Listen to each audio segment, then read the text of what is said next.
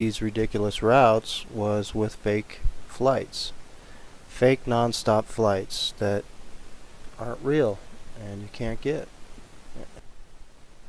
This video will just focus on some of the changes that took place since then.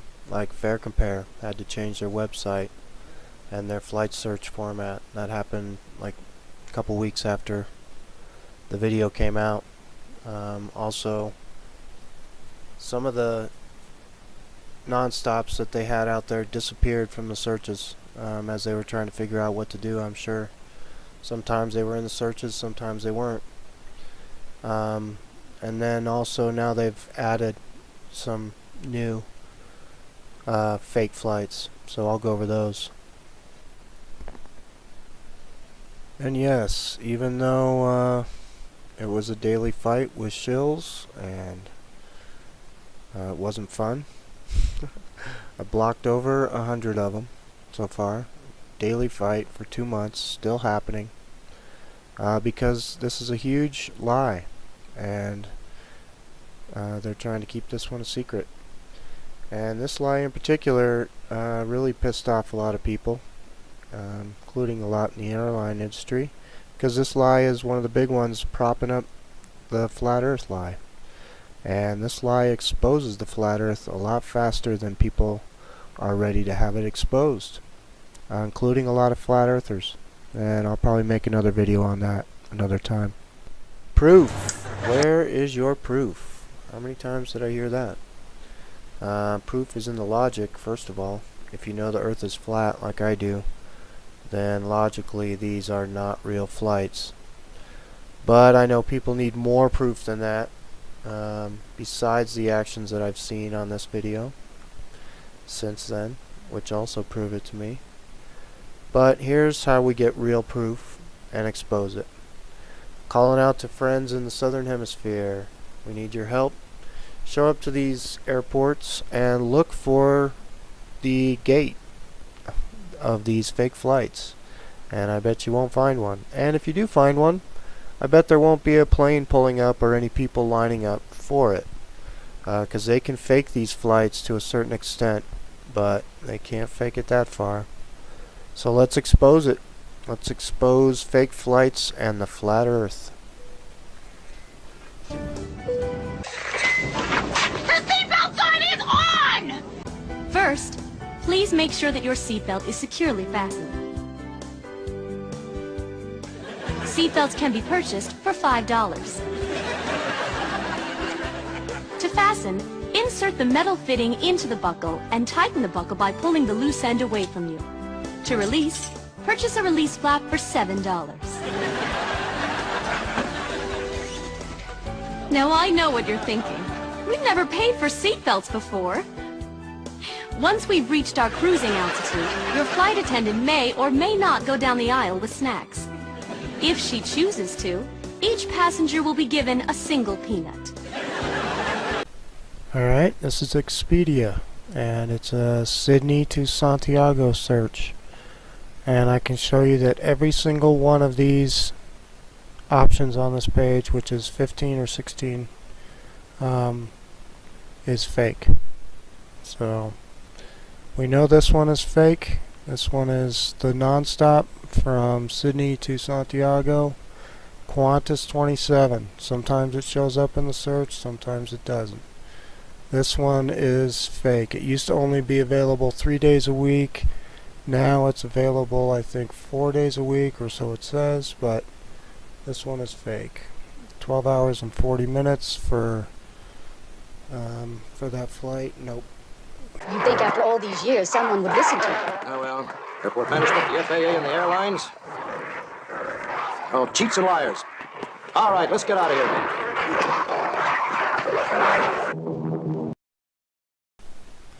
The flat earth is the biggest lie of all time, and they've kept it going for hundreds of years now. And the way they do that is with a lot of supporting lies. And one of the supporting lies has to be fake flights.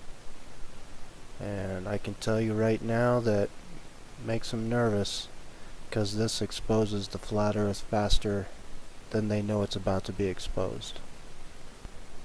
So how far would they go to make you believe that these non-stop flights are actually real? Well, this is how far they'll go.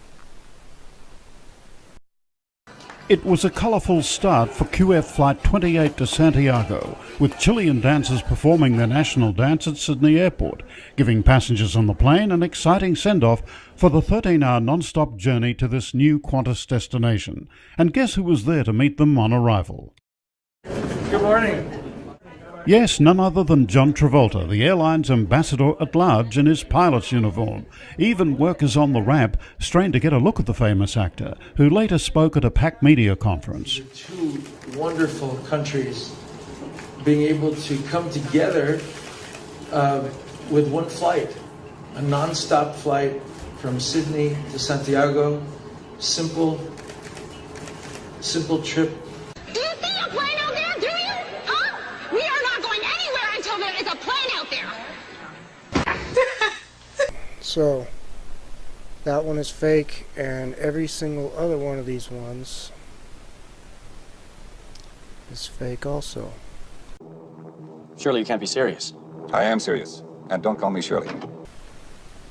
No matter what the first part does, because all these flights eventually take off from Auckland and go to Santiago, and that we've already shown is a fake flight. Do you see a plane out there, do you? Huh? We are not going anywhere until there is a plane out there. You can't do it. So, all you really need to see, this is that 11-hour, 20-minute flight for 6,000 miles, supposedly. But not on the Flat Earth map. All you need to know is that this is the same flight that's going to Auckland, 4:15 to 12:35, and you can see that all of these flights end at 12:35, no matter what the stops. This one goes through Brisbane first, so is this one. Melbourne first. So those parts can be real. I'm saying the Auckland to Santiago portion is not real. And see, they're all... So all of these flights right here on this page are fake. So whatever happens, I'm sure you try to book one and it says, oh, jeepers, nothing's available. Here's your next option to either Vancouver, San Francisco, or LA. It's an entirely different kind of flying, altogether. It's an entirely different kind of flying. Here's Flight 800. This is the one that I'm talking about, the Auckland, 6,000 miles, Auckland to Santiago. Supposedly leaving every single day. Now there's another flight. Flight 1316 wasn't in the first video. Now it's a new flight, supposedly. But I'll show you, they just copied this flight, so it's just another fake flight. You can look here, 4:15 departure time every single day of the week, so they both leave at the exact same time, except for this one. This one gets there in 10 hours and 15 minutes, and this one gets there in 11 hours and 20 minutes. Surely you can't be serious. I am serious. And don't call me Shirley. So, yeah, this one, same jet, same seats, all that stuff. So, now they're just getting sloppy. So now there's two fake ones, and you can see that Flight 27 didn't come up. We can close these up and I'll show you that there's no non-stop in this. So interesting. And here's your dead giveaway. The Auckland flights, these are the two fakes, 800 and 1316, 7,337 miles. Your next options, double.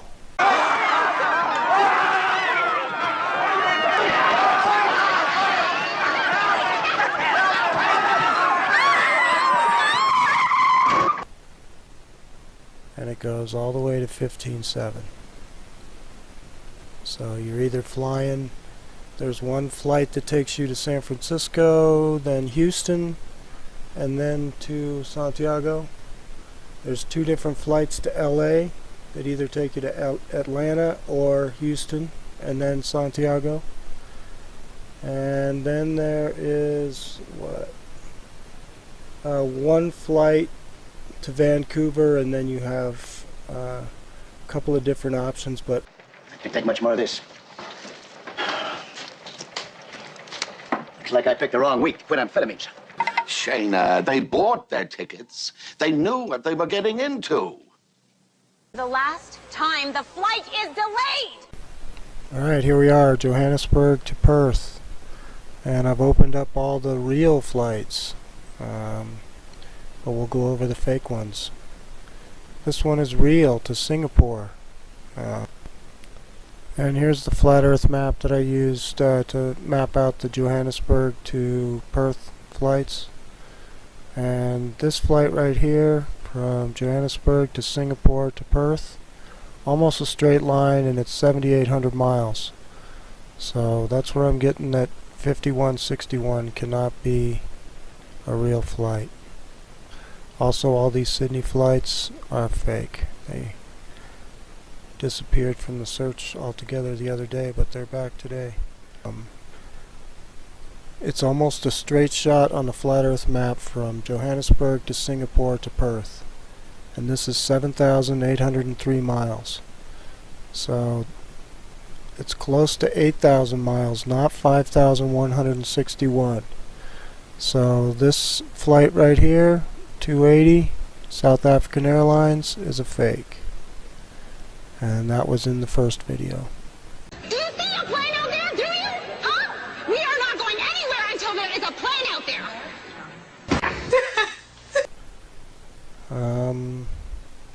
You'll see a lot of these QF64, Qantas 64, all of those are fake. Those are all to Sydney. The first flight is to Sydney, 6:10 p.m. You'll see all of them are leaving at this time. So whatever the rest of the flight is, doesn't matter, because the first flight part is fake. So this is a fake listing. Chicken or fish? Chicken or fish? You see they're listing it at even the one stop, 88.82, which is only 1 mile less than the 2 stop. Amazing. But yeah, this flight to Dubai, real, and that is 9,597 miles. Johannesburg, Dubai, Perth. And this one is to Abu Dhabi International, and this one's real too. But all the QF64s are fake, because this first part of the flight, Qantas 64, 6,847 miles. It's a lot longer than that. And all the Sydney flights weren't even on the search the other day, about 2 or 3 days ago. Today they are. So, yep, there you have it. And you can see I'm not using any dates in this search, so that way it pulls up everything. And I'll show you. I've got everything checked over here, so any flight, any stop. These are all the different airports.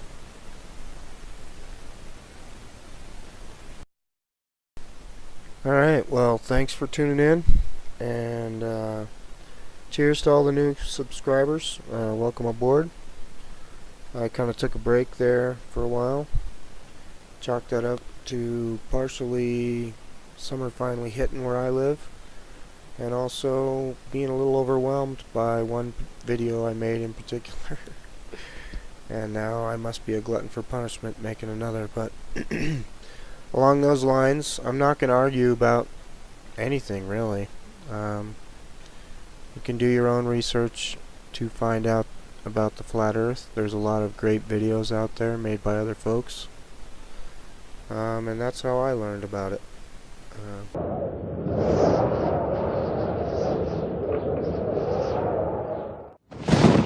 When I first heard this flat Earth subject, I dismissed it without even giving it a second thought. But more recently, at the beginning of 2015, I ran across a few flat Earth videos again. And while looking into the fake moon photos circulating around, I saw that people were claiming that the images from Earth from space were fake as well. Pretty soon the flat Earth subject became viral online. And after looking at the Apollo missions one night and coming to the conclusion that they were nothing more than a huge con game, it jarred my memory about something. And for a very specific reason, I decided to look deeply into the flat Earth without just dismissing it blindly as so many do.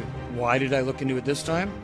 Well, I do pray for knowledge and wisdom and discernment, but maybe the recent Apollo footage I watched helped. However, I live near a very large lake, Lake Ontario, and I happen to remember going to the beach as a kid and looking across the lake and seeing New York State coast off in the distance. I never ever thought anything about it ever, except I remember it being there when I went to the beach. Now, I've been to that beach 100 times over the years.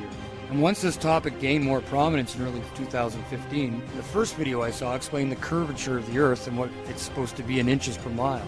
And it resonated with me because I remember that I could see clear across the lake to the other coast, something that broke all the sphere Earth rules. So with NASA fakery on my mind and the memory of seeing this coastline that supposedly was too far below the horizon for me to be able to see it due to the curvature of the Earth, I re-examined the flat Earth theory. And as unbelievable as it seems, it started to make a lot of sense, especially since I did distinctly remember being able to see that far coast, basically anytime I was at my local beach. And as I've said, I've been there hundreds of times over the years. But even so, I went back to the beach recently and stood at the shore. I looked south and guess what? I could see the New York State coastline just like I remember. Now I googled the distance and it was approximately 36 miles. I learned what the curvature of the Earth is supposed to be exactly at that distance, and according to the people that believe in the sphere, I found out that the coast should have been buried below my ability to see it by almost 900 feet. That part of the New York State coast had a top elevation of less than 300 feet. So that left at least a huge 600-foot discrepancy, and even more because I could see some of the height of the far shore.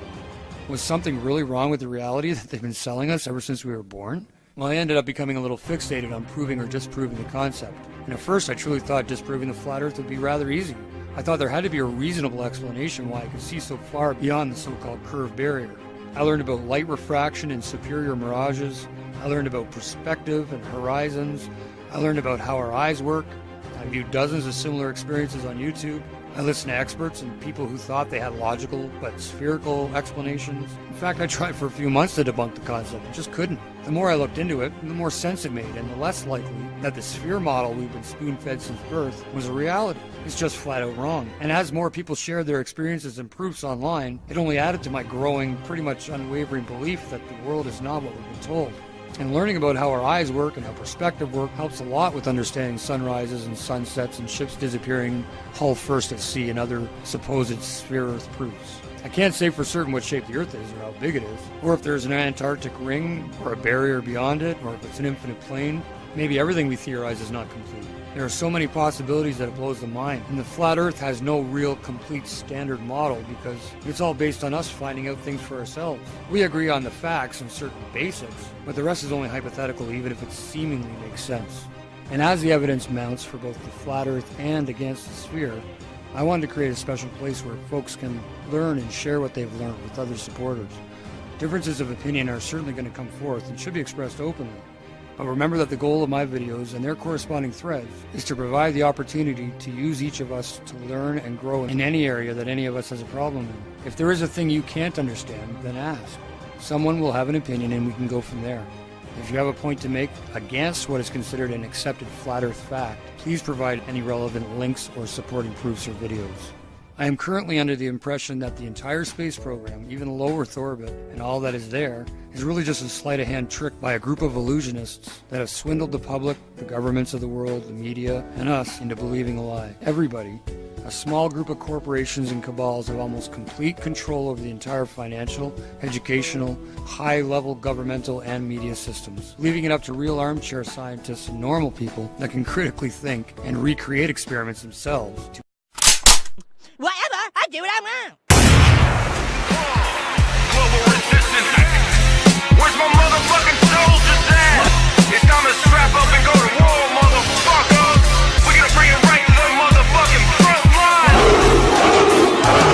It's like we're living in a cage with invisible walls. The wicked zeitgeist of life making grown men crawl on their knees begging please save us from the boogeymen funded by the CIA, funneled through Arabian banks like a shank to the neck. They hit you from the back, no sweat, hold check and watch us shake and take away your freedom. You really don't need them when you're tucked away safe and protected by FEMA. Then you must be a dreamer like the great pretender. Ask the Second Amendment, why I'll never surrender, but I'll never plead the Fifth. When it comes to September, I'ma yell it from the roof and expose the agenda. It's time to wake up and open your eyes to the matrix. This is going out to the truthers and patriots, living free and dying hard, speaking through battle scars. Astronauts to the moon. 10, 9, ignition sequence start. 6, 5, 4, 3, 2, 1. Welcome to reality.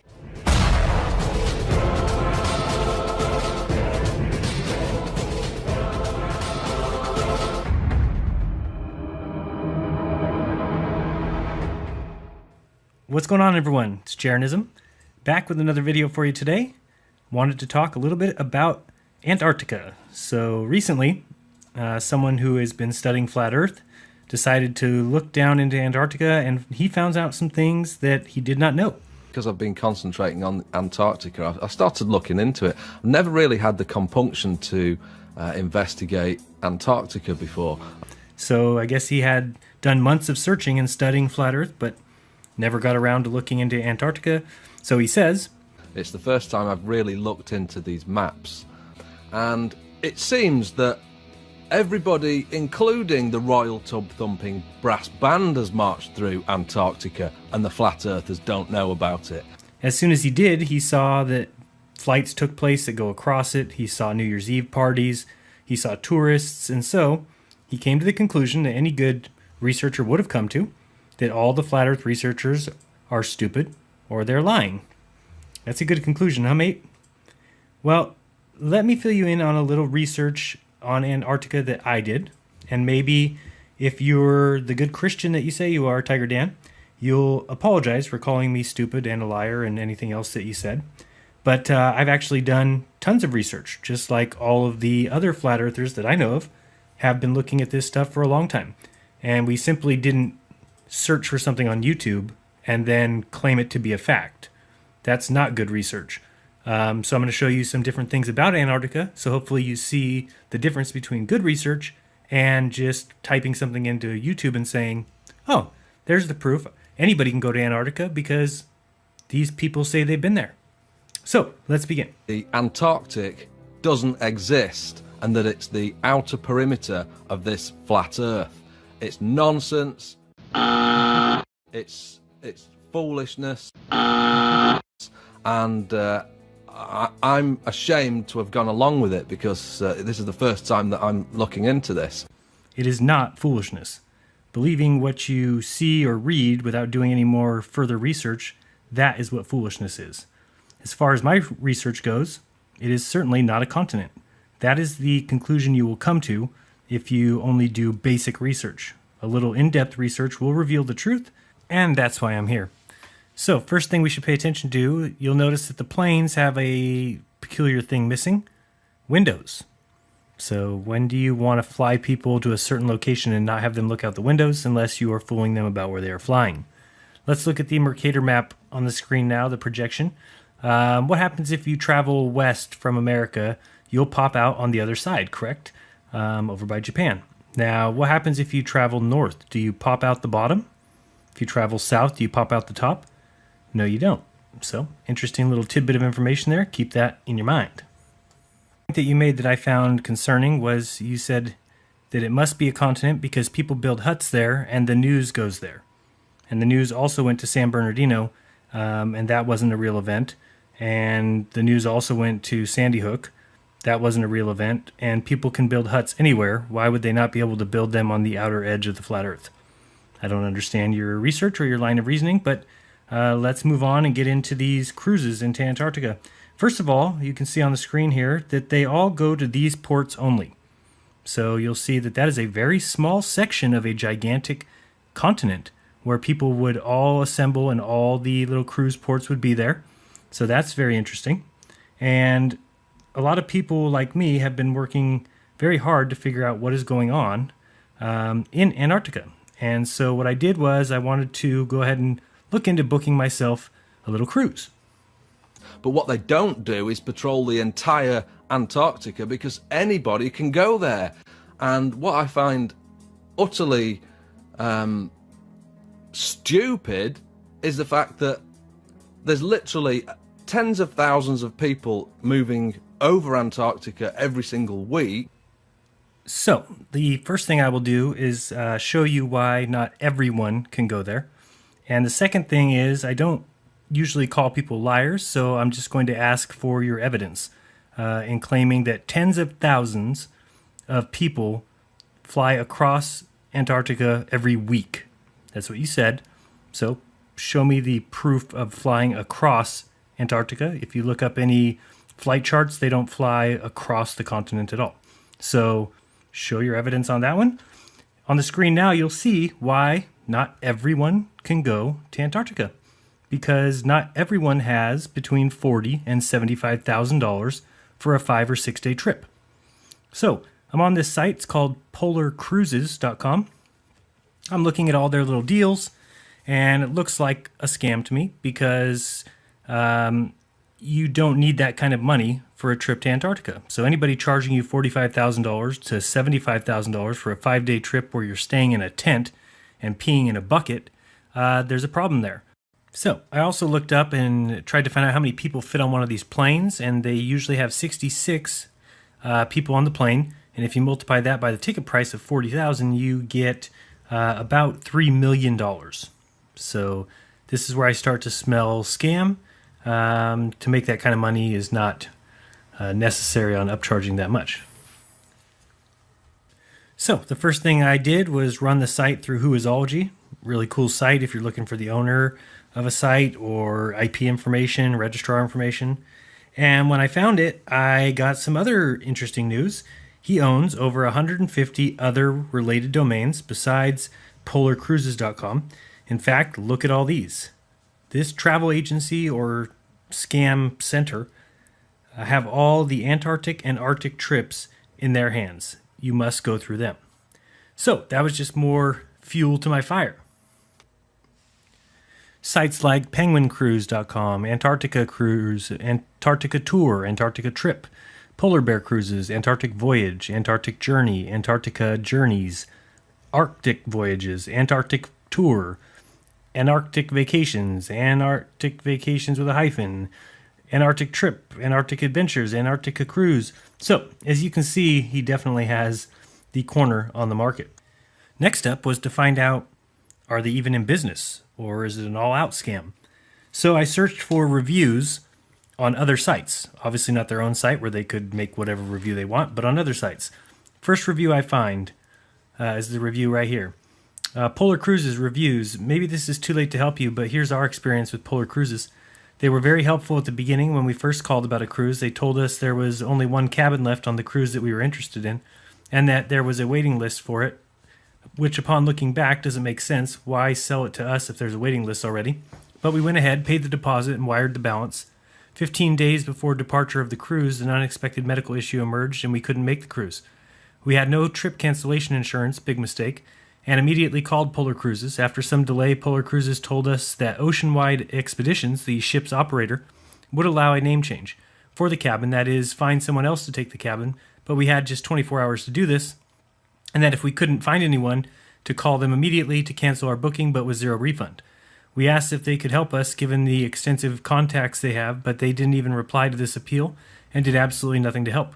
We then called Oceanwide Expeditions and said 24 hours was too little, and to do anything. After this call, Polar Cruises then informed us that we had a few more days to do the name change. One question that still remains is why Polar Cruises had given us a 24-hour deadline if we were not going to get any refund from Polar Cruises or Oceanwide anyway. In sum, our experience with Polar Cruises was not a good one, and I would never recommend them. So you're talking about probably the theft of $25,000. Just a guess right there. Who knows how much the trip was for? Could have been $70,000, could have been $10,000. I don't know, but I was on the right track. There's a problem with taking a cruise down in Antarctica. Now, I hope you are ready for this story to get a little bit juicy. Thanks for holding on so far, because it's about to get real interesting. So, in looking at the page here that lists the employees, I'd already looked up Jim, couldn't find anything. He's the one who owns all the domains. I looked up Sharon, couldn't find much. Again, both Jim and Sharon have very non-unique names. But Chuck and his wife, Lynn, were easy to find. Here you're looking at Chuck Cross. He is a Antarctic polar expedition leader, so it says. So is his wife. But they only have one photo of themselves all online. So, I mean, if you can search Google, I did here in a second, you'll see it on the screen. And that even putting her name and Bend, Oregon, where they supposedly live, turns up just that one photo and only articles that look like they come from their site or are in regards to them being travel agents. You can see here, just that one picture up at the top. So that left me with one other person. And I looked her up, and I always thank my lucky stars when I see somebody with a unique name. They're usually easy to find online. Her name is Nina Spinrad. So here it talks about her being an outdoor lover. And so I began to search Spinrad, Nina, and I get a ton of results for a Dr. Richard W. Spinrad. Who is he? Well, he was named in 2014 as the NOAA Chief Scientist by Barack Obama. Then I see Mr. Spinrad was the President of Research at Oregon State before his appointment as head of the National Oceanic and Atmospheric Research Center. And, of course, we know that this travel agency is based in Oregon. So, prior to that, he was the research director for the U.S. Navy. He also is part of the Global Warming Lie, as he is a direct and permanent representative to the United Nations Intercontinental Oceanographic Commission. He has been given awards from Bush and Obama, and now there's no way that this Nina is related to him, right? So I found a obituary for a Gene Thompson, and if you're ever looking for relationships, the best place to go is obituary, since it spells it right out for you. And in Gene Thompson's obituary, he was survived by his daughter, Elena, and her husband, Dr. Richard Spinrad, and their son, Gary, and his wife, Nina Spinrad. So, for those of you following along, we now have one company who owns all the domains for Arctic and Antarctic trips. It has 5 employees. One of them is the daughter-in-law of the head honcho and President Barack Obama's selection for chief scientist for the NOAA. So that means we have a Navy veteran, a military man who has taken a military oath in charge of the ocean as chief scientist, just like all of our scientists who went to the moon, who are on the ISS or are currently or former military. Worth noting, if you spend 10, 20, 30 years in the military and then you get honorable discharge or you leave or retire, you're then considered a civilian. So if you become an astronaut, you are a civilian astronaut. So when we look closely, we can see that honestly most of what we think of as science has been militarized. Also wanted to point out, if you look at the screen now, you'll see I did some flight tracking. And I don't see any planes that are going anywhere near the Antarctic landmass, which really only makes sense when you think of Antarctica being the ring around the flat plane. If it were a giant continent on the bottom of a globe, why wouldn't we be crossing it to go from Australia to South America, etc.? And flat earthers just don't seem to know about this. And they think that Antarctica doesn't exist and that it's a military manned base and they don't allow anybody in there. Well, anybody can go to Antarctica. And the one good thing that's come out of me investigating this is the fact that it's exposed a lot of these flat earth liars, and they don't go out there patrolling all round Antarctica. That's just stupid. And the most stupid thing of all is that some of these flat earthers think that Antarctica doesn't exist. I just don't get how dumb flat earthers are. I mean, you have a simple choice. Either Earth is spinning 1,000 miles per hour, or it's not. Either it travels 21 million miles a day, or 0. Stars are either trillions of miles away, or they're lights in the sky. All that HD footage confirms NASA's in space doing great things, or they're just stealing our money. It's really sad that these guys are so intellectually stupid that they believe their own eyes. I mean, their own senses. Not me. I know where truth lies. It lies in the textbooks, provided and written by Freemason Jesuits who want a better life for me and my family. They want me to give them a run for their money, to challenge them and beat them in this game of life. Thank non-God for science. So, I wanted to talk a quick minute about GPS, and sorry for my scribbles, but hopefully this will help you understand a little better. If the map on the left was the correct map, and we needed people to think that they are on a globe, then you would put ground-based tracking everywhere. So let's call that those red sticks on the map on the left. Then, when someone stands, say, at the 3 dots in South America, then it would coincide with our GPS, or Global Positioning System, which would be the 3 dots on the right. We could just say that those 3 dots were being tracked by big metal satellites orbiting above your head, when in actuality they were ground-based stations. Now, if someone thinks that they are going from, say, South America to Antarctica, on the right, they would actually be just doing the same thing as we see on the left. Same thing with Australia. Going from Australia to the South Pole would look the same way on the left as on the right.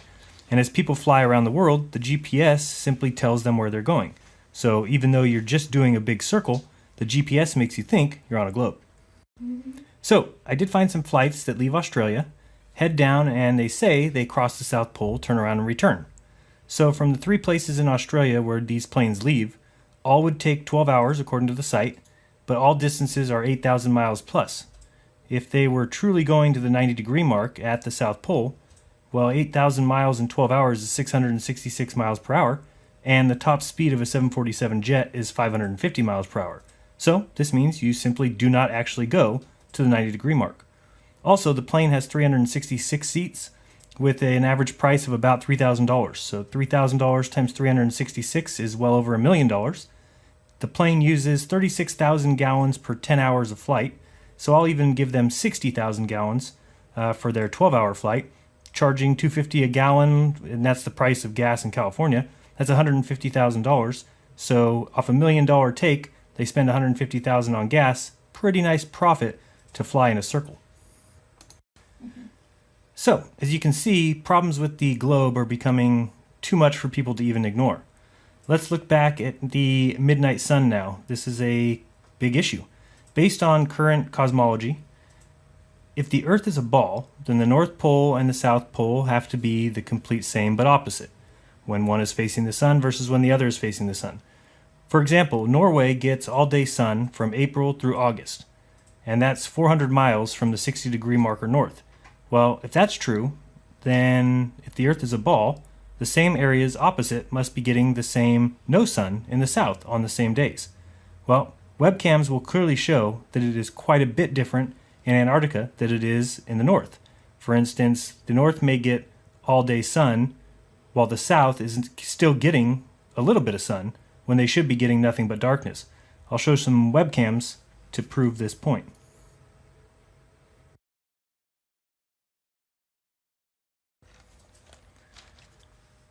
So the first question you might ask is, of course, well, what is the midnight sun and where can we see it?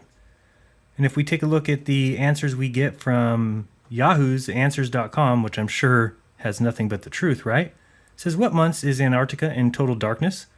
And they answer, oh, Antarctica is in total darkness all of September, October, November, December, January, February, and most of March.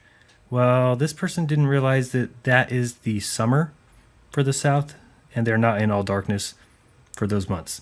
It's ridiculous. So we'll look a little bit lower where we get NASA's answer. We know NASA never lies to us. NASA says that Antarctica has 6 months of darkness and 6 months of summer, and that the sun only rises and sets 1 time a year. That is complete and total bullshit. We'll see that in webcam footage in a minute. You'll see a little bit lower than their post is a post about the myth of the midnight sun, because it's a myth. That's exactly why, and I've said this many times, if somebody's lying to you, there's a reason, right? So we're lied to as kids about the polar sun or the midnight sun in the south and the midnight sun in the north. If it's a lie, there's a reason behind it. Wouldn't you agree? Now you'll see here there's a letter from somebody who works down at the Antarctic, and she's explaining when she gets to see the sun, and she says, of course, the same thing, that she sees 6 months of sun and 6 months of darkness. Simply not true. We'll look at webcam footage which proves it. And she even says at the end, do you know why we get this?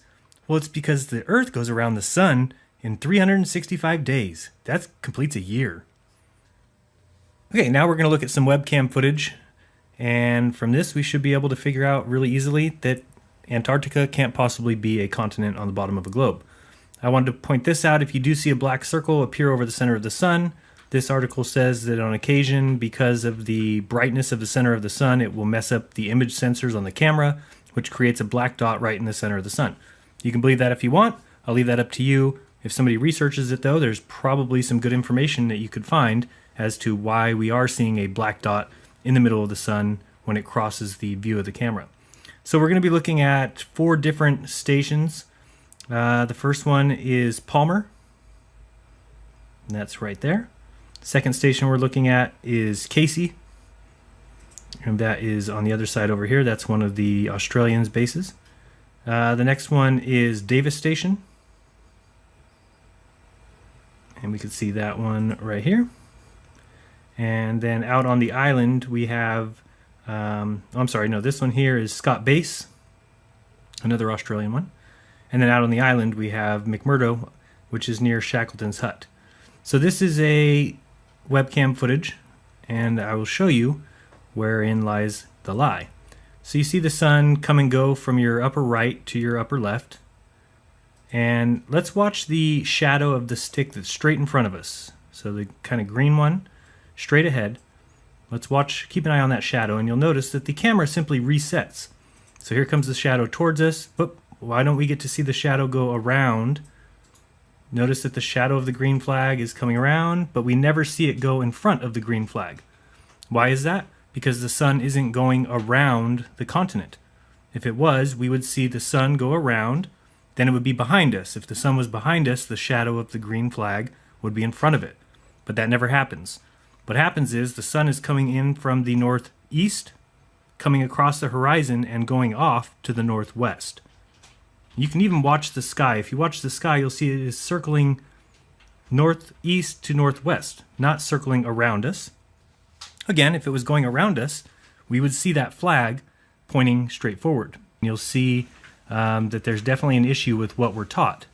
One of the easiest ways to prove that also is the amount of time that it would get all day sun or all day night versus the North Pole. And we've got people who live near the North Pole, in Norway, in Alaska, in Canada, and those people can tell us what they see. And what they see does not match the opposite down in Antarctica, meaning if in the North Pole they're getting 4 months of full sun, then at that exact time the South Pole should be getting 4 months of full no sun. Doesn't happen. At the most they get 6 weeks. So it simply means we don't live on a globe. Now you'll notice here that they start, when the sun starts getting really low, they'll actually blow a fog or a smoke or could be even snow. I don't even know what they're blowing. But you'll see if you look straight ahead that there's a blower that blows along the horizon. The reason for that is so that people who are down there don't get to see what the sun is actually doing, which is not circling their heads. Now, I will admit that for 6 weeks a year, Antarctica does get full sun. I've seen it on these webcam footages, but it is not, they don't have a view of the sun. So I know it doesn't make sense, and I fully admit that this is something that we need to research, because somehow when the sun leaves to the northwest and circles all the way on the other side of the Earth in its daily path, somehow it is remaining bright in Antarctica. Now, is that because of something in the atmosphere? Is it being some sort of reflection? Not sure. But it does prove 2 things. A, that it needs to be studied. B, that it's not a globe. Because if it was a globe, you would simply see the sun do a complete circle above your head. Now we can see this flag straight in front of us. Tell me why don't we see, where's the shadow of the flag at the, I don't know, what would you say, probably from 7 o'clock till midnight as far as a clock. We don't ever see the shadow there. See how the shadow starts at about 5 o'clock, or no, it's about 7 o'clock, and rotates counterclockwise. We see it come all the way up to about 1 and disappear every single time. That again comes down to, if they're lying to you, there's a reason. If things are real, you would have a 24-hour webcam. Think of the ISS. We don't get to see 24 hours of footage from space, just like we don't get to see 24 hours of footage from Antarctica. But you can watch pandas for 24 hours, or you can watch the grave of Andy Warhol. And so what I'm saying, as I've said a million times, is use your head. Why wouldn't they show you 24-hour footage from Antarctica? It's because it doesn't match what's in textbooks, because it's not true what's in textbooks, because it is not a continent on the bottom of a big ball, mostly because you can't live on a ball. There's a lot going for the flat Earth, yeah, absolutely. There's an awful lot going for it, because I've analysed every facet and detail of the flat Earth, with the exception of Antarctica, which I'm looking into now and finding out that everybody has marched through that place. By everyone, what exactly do you mean? Like, everyone has been to Antarctica? Because it gets about 40,000 visitors a year, which I think is an extremely high number. But let's say they do get that many. Take that over the 7 billion people in the world. And the percentage of people that go to Antarctica is 0.0000058%. So you're right. Everyone has marched through that place. But you'd have thought that these people who are pushing the idea that Antarctica doesn't exist would have done basic research first. So, I have now shown you several reasons, Tiger Dan, as to why, once I had done the research, I believe that Antarctica is not a continent on the bottom of a globe. You called me a liar, you called me stupid, and so let's see if you can admit you were wrong, or continue making claims based on zero research and zero evidence. I'm willing to admit when I'm wrong about something. And I think that it's the case that a lot of 90% of these flat earthers out there, they get something wrong, they get proven wrong, and they just ignore you and continue to spout the lies, which is what I'm seeing taking place. They'll just continue lying to you. And I'm not about lies, I'm about truth. And if I find something that contradicts the official flat earth narrative, then I'm going to point it out and show you, because I'm not about lying to people. So yeah, that's where I'm at the moment. I'm just really annoyed about this Antarctic thing. It does exist, it really is a continent, and it's down there, it's measurable, and it's not the outer perimeter of the flat earth, so something else is. And I'll continue to look into it, and I'll get back to you as I... Seatbelt is securely fastened. Seatbelts can be purchased for $5. To fasten, insert the metal fitting into the buckle and tighten the buckle by pulling the loose end away from you. To release, purchase a release flap for $7. Now I know what you're thinking. We've never paid for seatbelts before. Once we've reached our cruising altitude, your flight attendant may or may not go down the aisle with snacks. If she chooses to, each passenger will be given a single peanut. Alright, this is Expedia, and it's a Sydney to Santiago search. And I can show you that every single one of these options on this page, which is 15 or 16, is fake. So we know this one is fake. This one is the non-stop from Sydney to Santiago, Qantas 27. Sometimes it shows up in the search, sometimes it doesn't. This one is fake. It used to only be available 3 days a week. Now it's available, I think, 4 days a week, or so it says, but this one is fake. 12 hours and 40 minutes for that flight. Nope. You'd think after all these years someone would listen to you. Oh, well, airport management, the FAA, and the airlines. Oh, cheats and liars. All right, let's get out of here.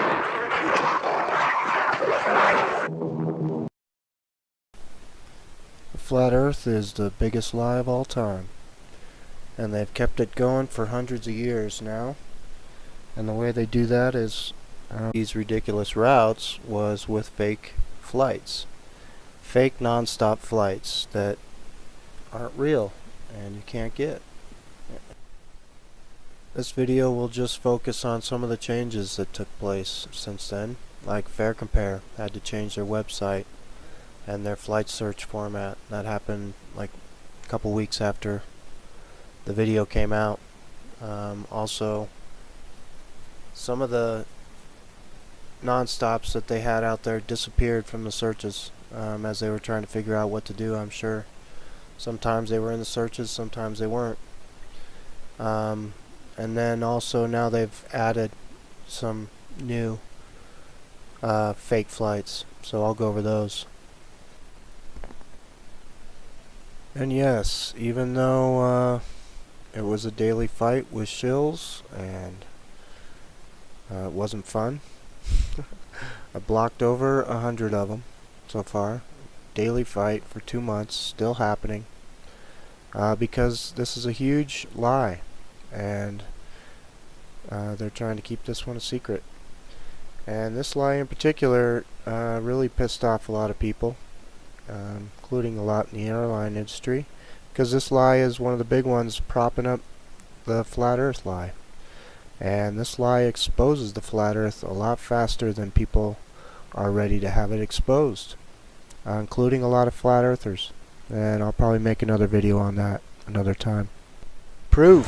Where is your proof? How many times did I hear that?